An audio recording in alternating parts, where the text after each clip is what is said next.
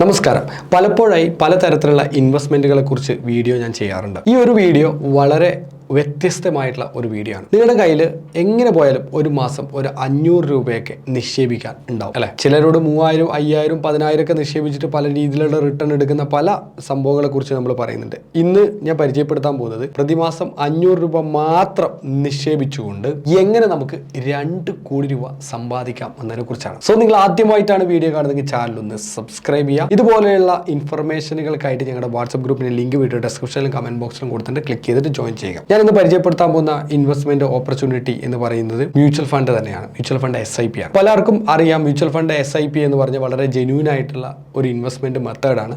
ഏതൊരു ഫിനാൻഷ്യൽ അനലിസ്റ്റും നമുക്ക് സജസ്റ്റ് ചെയ്യുന്ന ഒരു മെത്തേഡാണ്. വളരെ ഈസി ആയിട്ട് ഒരു ആപ്ലിക്കേഷൻ വഴി നമുക്ക് ചെയ്യാൻ പറ്റുന്നതാണ്, അല്ലെങ്കിൽ ഒരു ബാങ്ക് വഴി നമുക്ക് ചെയ്യാൻ പറ്റുന്നതാണ്. ലോങ് ടേമിൽ നല്ല രീതിയിലുള്ള റിട്ടേൺ നമുക്ക് കിട്ടാൻ സാധ്യതയുണ്ട്.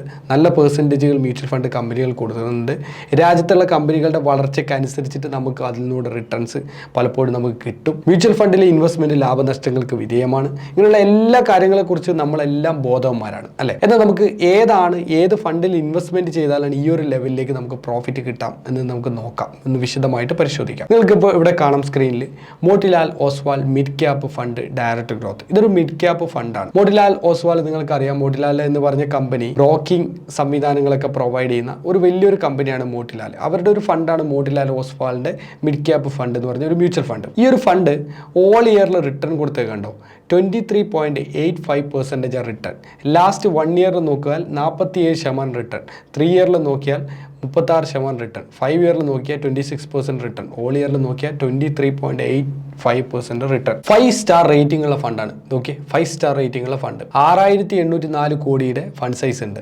ഇപ്പോഴത്തെ NAV എന്ന് പറഞ്ഞാൽ 82.53 ആണ്. മിനിമം 500 രൂപയ്ക്ക് നിങ്ങൾക്ക് മേളിൽ SIP-യിൽ നിങ്ങൾക്ക് ഇൻവെസ്റ്റ്മെന്റ് ചെയ്യാൻ പറ്റും. അത് 500 രൂപ SIP ആയിട്ടും വൺ ടൈം ആയിട്ട് നിങ്ങൾ ചെയ്യുന്നുണ്ടെങ്കിൽ 500 രൂപ തന്നെയാണ്. അപ്പോൾ വൺ ടൈം ആയിട്ട് ചെയ്യാം, മന്ത്ലി SIP ആയിട്ടും ചെയ്യാം. 500 രൂപ തന്നെയാണ് അതിന്റെ ചാർജസ് കാര്യങ്ങൾ വരുന്നത്. ഇവരുടെ മെയിൻ ആയിട്ടുള്ള ഹോൾഡിംഗ്സ് നമുക്ക് നോക്കാം. Jio financial, persistent systems limited, Zomato, Coforge limited, ഒരുപാട് കമ്പനീസ് ഇവരുണ്ട്. ഇൻവെസ്റ്റ് ചെയ്ത പല കമ്പനികളുണ്ട്. അപ്പോൾ ഈ കമ്പനിയൊക്കെ ഏത് മേഖലയാണ് നമുക്ക് നോക്കാം. Technology, financial, automobile, other service, chemicals, capital good, constructions.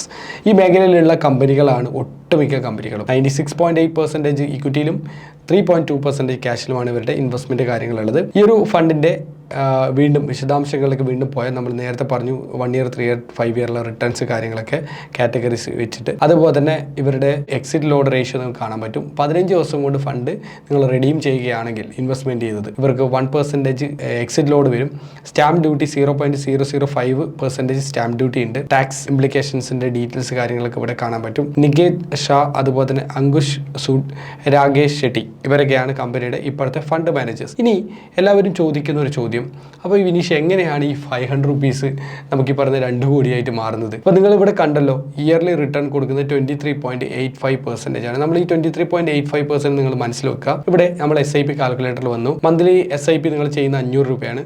23.85% ആണ് നിങ്ങൾക്ക് റിട്ടേൺ കിട്ടുന്നത്. 23% ഞാൻ ആവറേജ് ഇവിടെ ഞാൻ എൻ്റർ ചെയ്തിട്ട് ഞാനിവിടെ 30 വർഷം ഞാൻ ടൈം കൊടുക്കുകയാണ്. നമ്മുടെ മ്യൂച്വൽ ഫണ്ട് ഇൻവെസ്റ്റ്മെന്റ് 10 വർഷം, 20 വർഷം, 30 വർഷത്തേക്കൊക്കെയാണ് നമുക്ക് ബെനിഫിറ്റ് കിട്ടുക.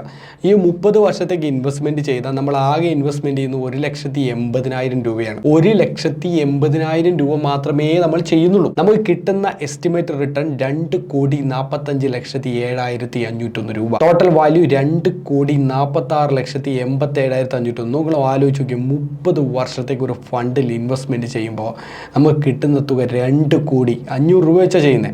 എത്രയോ ആൾക്കാർ 30 വർഷം കംപ്ലീറ്റ് ചെയ്തു. മ്യൂച്വൽ ഫണ്ടിനെ കുറിച്ച് അറിഞ്ഞിട്ട് തന്നെ 10 വർഷമോ 20 വർഷമൊക്കെ ആയ ആൾക്കാരുണ്ട്. 15 വർഷമായിട്ട് എത്ര പേര് ചെയ്തു? ആരും ചെയ്തിട്ടില്ല. തീർച്ചയായിട്ടും മാർക്കറ്റ് മേളിലേക്ക് തന്നെ, ഇൻഡെക്സ് എപ്പോഴും മേളിലേക്കാണ്. ഇൻഡെക്സ് ഒരിക്കലും താഴോട്ടല്ല, മേളിലേക്ക് പോയിക്കൊണ്ടിരിക്കുന്നത്. അതിനനുസരിച്ച് നമുക്ക് റിട്ടേൺസ് നമ്മൾ ആഗ്രഹിക്കുന്നുണ്ടെങ്കിൽ, സൈലൻ്റ് ആയിട്ട് റിട്ടേൺ ആഗ്രഹിക്കുന്നുണ്ടെങ്കിൽ, ടെൻഷനായിട്ടുള്ള റിട്ടേൺ ആഗ്രഹിക്കുന്നുണ്ടെങ്കിൽ തീർച്ചയായിട്ടും മ്യൂച്വൽ ഫണ്ടിൽ ഇൻവെസ്റ്റ്മെൻറ്റ് ചെയ്യുക. ഓർക്കുക, മ്യൂച്വൽ ഫണ്ട് ലാഭനഷ്ടങ്ങൾക്ക് വിധേയമാണ്. ചില സമയങ്ങൾക്ക് നമുക്ക് നമ്മുടെ കയ്യിലുള്ള പൈസ പോകാനുള്ള സാധ്യതയുണ്ട്. അപ്പോൾ 500 രൂപ നമ്മളിട്ടു, 23 കിട്ടി. ഇനി നമുക്കിത് ഒരു 20 വർഷത്തിലേക്ക് ആക്കി നോക്കാം. 20 വർഷത്തിലേക്ക് ആക്കി നോക്കിയാൽ നമുക്ക് കിട്ടുന്ന പൈസ എത്ര നോക്കാം. 20 വർഷം ഇട്ട് കഴിഞ്ഞാൽ 25,85,000 രൂപ കിട്ടും. 30 വർഷമാക്കുമ്പോൾ ഓട്ടോമാറ്റിക് എത്രയായി? അത് 2,45,00,000. പക്ഷേ 20 വർഷത്തേക്കാകുമ്പോൾ അത് വെറും 25,85,000 ചുരുങ്ങി. ഇനി നമ്മളിത് ഒരു 10 വർഷമാകുമ്പോൾ ആ പണം കുറയുന്ന കൂടുന്ന മാജിക് നിങ്ങൾ കണ്ടോ. 10 വർഷമൊക്കെ വെറും 1,72,000 രൂപ, 60,000 ഇൻവെസ്റ്റ് ചെയ്താൽ. അപ്പോൾ ഇതിൻ്റെ കളി കിടക്കുന്നത് ആ 20 മുതൽ 30 വർഷത്തിനിടയിലാണ് ഇതിൻ്റെ കളി കിടക്കുന്നത്. 30 വർഷം സംഭവം ചെയ്ത അത്രയും പൈസ കിട്ടും. ഇനി 30 വർഷം 40 വർഷത്തേക്ക് നമുക്കൊന്ന് പ്ലാൻ ചെയ്യാം. 30 വർഷം നമ്മുടെ കയ്യിൽ കിട്ടുമ്പോൾ എത്രയായി? 2,46,00,000. 40 വർഷം 24 കോടി. അതുവരേക്ക് 2 കോടി ഉണ്ടായിരുന്ന ഫണ്ട് വീണ്ടും 10 വർഷം കഴിയുമ്പോൾ 24,11,69,301. ഇത് വെറും 500 രൂപ നിക്ഷേപിച്ചാലുള്ള അവസ്ഥ. 500 രൂപ കളഞ്ഞു പോയി എന്ന് വിചാരിക്കും. ഒരു മാസം കളഞ്ഞു പോയി, പൈസ കളഞ്ഞു പോയി. നമ്മളെല്ലാവരും പ്രായമാവും അല്ലേ? ഓൾമോസ്റ്റ് 60 വയസ്സ് ഒക്കെ നമുക്ക് 60-70 വയസ്സൊക്കെ ആവും. അപ്പോഴേക്കും ഏകദേശം 30-40 വർഷമാവും. ഒരു 500 രൂപ കൊണ്ടൊരു ഒരു മ്യൂച്വൽ ഫണ്ടിൽ ഇടുക. ആ പൈസ കളഞ്ഞു പോയത് മാത്രം കരുതുക. ആ മ്യൂച്വൽ ഫണ്ട് ഉണ്ടെന്നോ അതിൻ്റെ ഇൻവെസ്റ്റ്മെൻറ്റ് വലിയ സംഭവമാണെന്നോ ഒന്നും കരുതരുത്. അത് കളയുന്ന പൈസ എന്ന് വിചാരിക്കുക. ആ 500 രൂപ ചായ കുടിക്കുന്ന ഒരു മാസത്തേക്ക് നിങ്ങൾ ആഴ്ചക്ക് ഒരു 4 ദിവസം എവിടെയെങ്കിലും പോയി തട്ടുകടയിൽ ചായ കുടിച്ചാൽ പോകുന്ന പൈസയാണ് ഈ 500 രൂപ. അതുകൊണ്ടായിട്ട് അതിലേക്ക് ഇട്ടേക്കുക. എല്ലാ മാസവും ഇട്ടേക്കുക.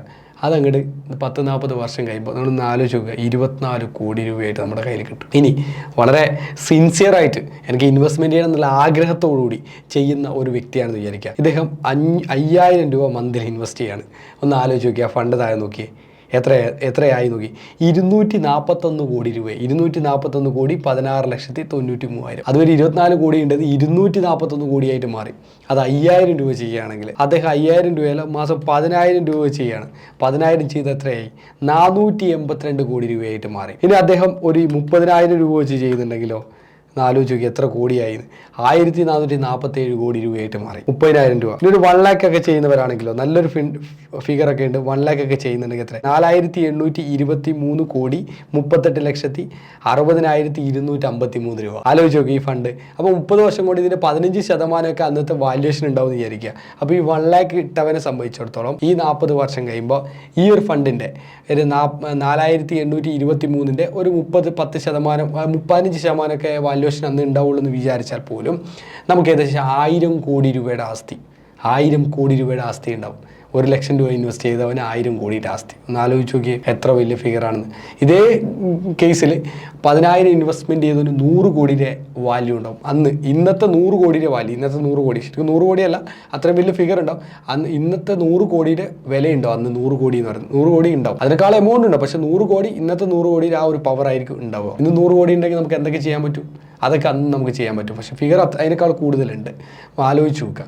അപ്പോൾ ഇത്രയും വലിയ ഒരു എമൗണ്ടാണ് നമുക്ക് ഈ 10, 20, 30, 40 വർഷത്തിൽ കിട്ടുക. അതിൻ്റെ ബ്യൂട്ടി ആരംഭിക്കുന്ന ആ 20-30 വർഷത്തിലാണ് അതിൻ്റെ ബ്യൂട്ടി കിട്ടുന്നത്.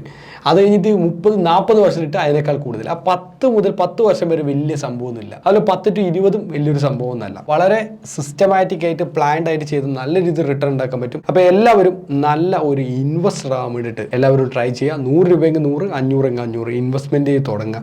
പിന്നെ കൂട്ടിക്കൊണ്ടേയിരിക്കുക. നല്ലൊരു പോർഷനാണ് ഞാൻ പറഞ്ഞു തന്നതെന്ന് വിചാരിക്കുന്നു. എല്ലാവർക്കും ഇഷ്ടപ്പെട്ടിട്ടുണ്ടാവുമെന്ന് വിചാരിക്കുന്നു. ഇഷ്ടമായ നിങ്ങളുടെ അഭിപ്രായങ്ങളും നിർദ്ദേശങ്ങളൊക്കെ കമൻറ്റ് ബോക്സിൽ രേഖപ്പെടുത്തുക. വീഡിയോ ലൈക്ക് ചെയ്യുക. അതുപോലെ നിങ്ങളുടെ ഫ്രണ്ട്സ്, റിലേറ്റീവ്സ്, കോളേജ് ഇവർക്കൊക്കെ വീഡിയോ ഷെയർ ചെയ്ത് അവർ കൂടി തരത്തിലുള്ള കാര്യങ്ങൾ അറിയിക്കുക. മറ്റൊരു മികച്ച വീഡിയോ ആയിട്ട് നാളെ കാണാം. It's me Shoni signing off. By.